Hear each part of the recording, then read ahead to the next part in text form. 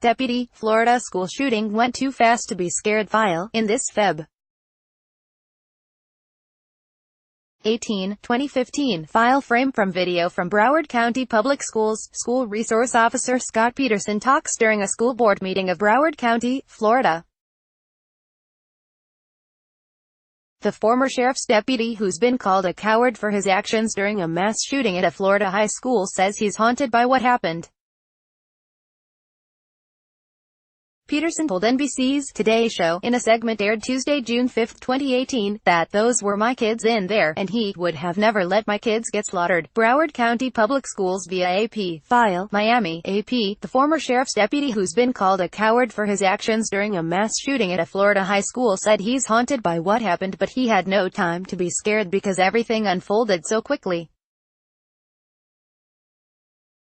Those were my kids in there, Scott Peterson said in an interview that aired Tuesday morning on NBC's Today Show. I would have never sat there and let my kids get slaughtered.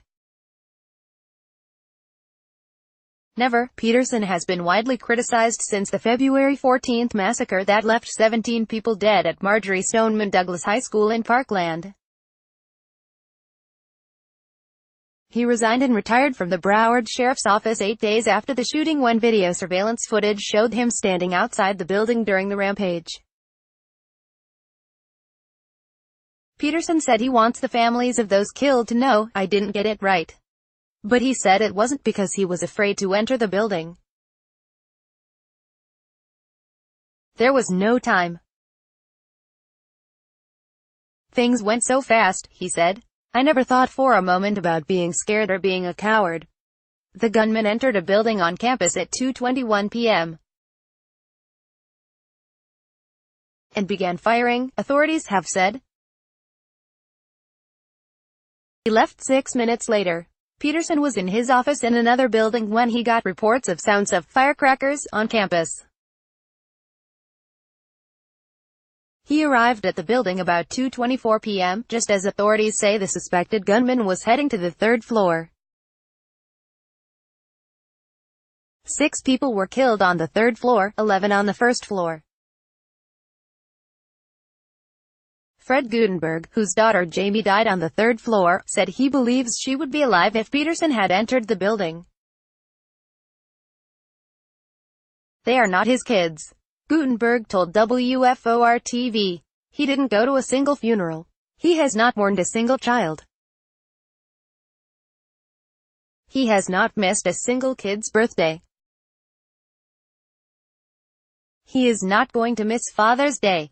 He didn't miss Mother's Day. He isn't missing holidays. How dare he refer to them as his kids? They are not his kids.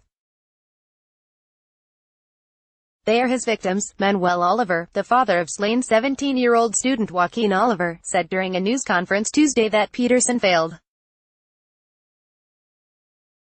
Oliver's wife, Patricia Oliver, accepted their son's diploma Sunday, wearing a yellow t-shirt that said, "This should be my son." Andrew Pollack, the father of slain student Meadow Pollack, called Peterson a coward, but said discussing him is not even worth it.